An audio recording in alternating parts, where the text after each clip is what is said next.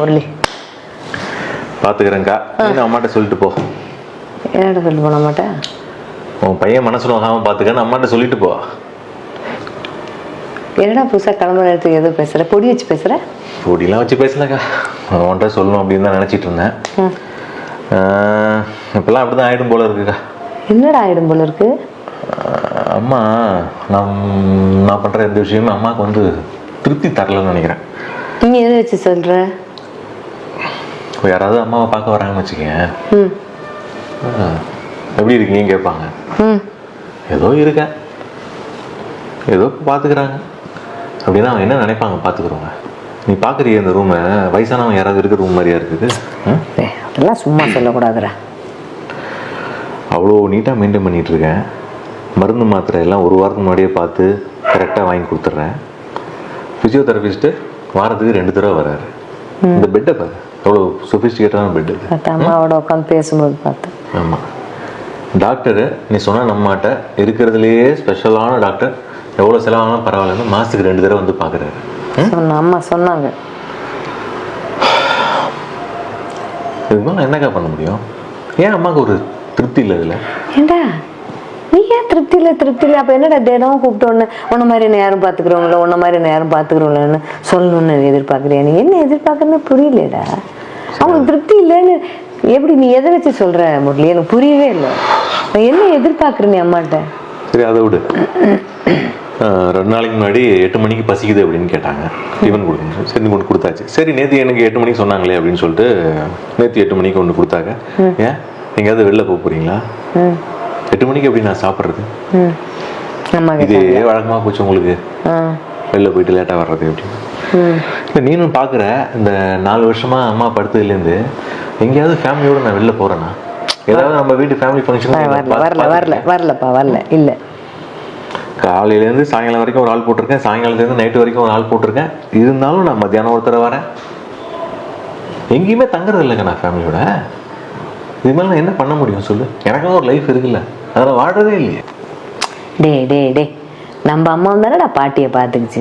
பாட்டி ஏதாவது சொல்லிகிட்டே தான் இருக்கும் அம்மாவை. நீ கூட தான் பாட்டிட்டு போய் சண்டை போட்டிருக்கேன். எங்கள் அம்மா தான் உனக்கு எல்லாம் சரி, ஏன் பாட்டி அம்மாவை சத்தம் போட்டு பேசினதானே நீ பேசியிருக்கேன்? ஆமாம். அப்போ பாட்டி நீ பார்த்துருக்கீல்ல, அப்போ இதே மாதிரி நீ பேசாமல் இருக்கணும்ல.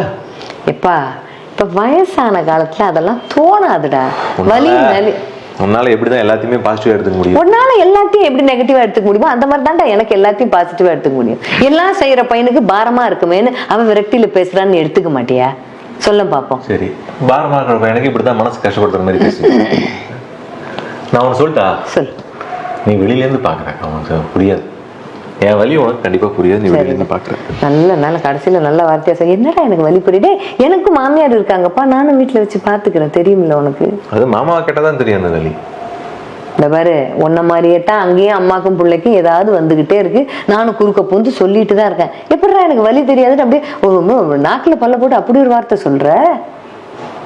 நானும் அந்த ரூம்ல பார்த்தேன்டா 2 நாளா. அருமையா இருக்கு. எவ்வளவு பெரிய டிவி. அவங்களுக்கு ஒரு டேப் வாங்கி கொடுத்துருக்க, படுத்துக்கிட்டே பார்க்கறதுக்கு. பக்கத்துல ஃபோனு, அவன் பேசுறாளோ இல்லையோ ஒரு ஃபோனு. ஃபிசியோதெரபிக்கு தேவையான எல்லாம் அங்கே வச்சிருக்கிறேன். ஃபார்மசியோடு பெருசாக வாங்கி எல்லாம் தான் அடுக்கியிருக்கேன். அருமையான மெத்த. அம்மா பக்கத்தில் உட்காந்து பேசும்போது எனக்கு தெரிஞ்சுதுடா. அம்மாட்டே சொன்னேன், எப்படி பார்த்துக்கிறான் பாரு உன் புள்ள சொன்னேன். ஆனால் ஒன்று, இந்த பாரு, நீ காசு கொடுத்தீங்கன்னா பெரிய ஆஸ்பத்திரியில் இது எல்லா வசதியும் செஞ்சு கொடுப்பான். அம்மா என்ன சொன்னா தெரியுமா என்கிட்ட? ஒரு நாளைக்கு 5 நிமிஷமாவது வந்து உன் தம்பி என்னை வந்து பார்த்து பேசிட்டு போ சொல்லுன்னு சொன்னான். அதுக்கு என்ன சொல்ற? நான் சொல்ல வேணான்னு இருந்தேன். சொன்னா நீ தும்னு குதிப்ப, வீட்டை 2 ஆக்குவேன். அமைதியா போலான் இருந்த நீ வாயிலேருந்து வார்த்தையை வாங்குற. சொல்லு பார்க்கலாம். ஏண்டா ஒருவேளை காப்பி மிஸ் ஆச்சுன்னா தலைவலியில குதிப்படா தைய தக்கான்னு கோவத்துல கத்துவ. மறுநாள் நான் தான் ஏதோ டென்ஷன்ல இருக்க, நீங்களாம் புரிஞ்சிக்க மாட்டீங்களான்னு கேட்கறவன் தானடா நீ. மறந்து போச்சு அது உனக்கு? அவ வெறும் வலியில படுத்துக்கிட்டு இருக்கா. அம்மா அப்பாவை சண்டை போடும்போது என்ன சொல்லுவ நீனு? அப்பா அம்மா தானே, ஏன்பா சத்தம் போடுறீங்க? அம்மா நம்ம அப்பா தானே, கம்முன்னு சொல்ல மாட்டியா நீ? அந்த அம்மா இல்லக்கா, அம்மா மாறிட்டாங்க. நான் தாண்டா சொல்றேன், அந்த அம்மா இல்ல. அந்த அப்ப இருந்த அம்மா இல்ல அவ. அப்ப அப்பா இருந்தாரு அவளுக்கு எல்லாத்துக்கும் பலமா. அப்பா கிடையாது. 4 வருஷமா படுத்துட்டாங்கிற அப்பா போன உடனே படுத்த விட அவளுக்குன்னு பிடிப்பு என்ன இருக்கு வாழ்க்கையில? நம்ம இருக்கோம், இருந்தாலும் எல்லாத்துக்கும் அவர் இருந்தாரு. அவளுக்குன்னு வேலை இருந்தது. கை கால நடமாட்டத்தோட சுத்தி வந்தா வீட்டை. மனசு நிறைய தெம்பு இருந்தது அவளுக்கு. இப்ப ஒண்ணும் கிடையாது. நீ சொல்றிய வசதியான ரூம்ல படுத்துதான் இருக்கா. அந்த ரூம காலார வலைய நடந்து கூட வர முடியாதுடா அவளால. மனசுலயும் வலி, உடம்புலயும் வியாதி, எந்திரிக்கவே முடியாது. பையனுக்கு பாரமா இருக்கும். இதெல்லாம் சேர்த்து வச்சிருக்கும் போது எப்படி உங்கள்கிட்ட அவ சிரிக்க சிரிக்க பேசுவா, விரக்தியா தாண்டா பேசுவா. பாரு, திருப்பி அந்த தப்ப பண்ணாத முரளி, சொல்லிட்டேன் நான். என்னடா பண்ண நீ? அப்பா விஷயத்துல என்ன பண்ண? உப்பு போறாத விஷயம் உச்சஸ்தாதியில பேசின, குரலை வசத்தி வசத்தி பேசின, எல்லாரும் தடுத்தோம். அப்பாவோட மல்லுக்கு நின்னு சண்டை போட்ட, முன்கோவம். 1 வருஷம் பேசாம இருந்த நீ அப்பாவோட. அவனே தணிஞ்சு வரட்டும், அப்பாவும் இருந்தார் அமைதியா. அவர் ரூம் பக்கம் எட்டி பார்த்திருப்பியா நீ? ஒரு நாள் சத்தம் போட்டு கத்தினார் உன் பேரை கூப்பிட்டு, முரளின்னு. எல்லாரும் சண்டை முடிஞ்சு போச்சு, அதான் கூப்பிடுறாருன்னு நினைச்சு ஓடணும். நெஞ்சு வலிக்குதுடா, ஆஸ்பத்திரி கூப்பிட்டு போச்சடா, ஞாபகம் இருக்கா இல்லையாடா? சொல்லு. அள்ளி போட்டுட்டு ஓடினா ஆஸ்பத்திரிக்கு நீ. அப்புறம் என்ன பேசினாரு அப்பா உங்ககிட்ட? எப்ப பேசினாரு? அதான் கடைசி பேச்சு. எல்லாத்தையும் முடிச்சதுக்கு அப்புறம் எங்க அப்பாட்ட நான் பேசியிருக்கணும். 1 வருஷம் நான் பேசாம இருந்த கூடாதுன்னு அடிச்சுக்கிட்டு அழுத. என்னாச்சு? அதே தப்ப அம்மா கிட்ட திருப்பி பண்ணாத.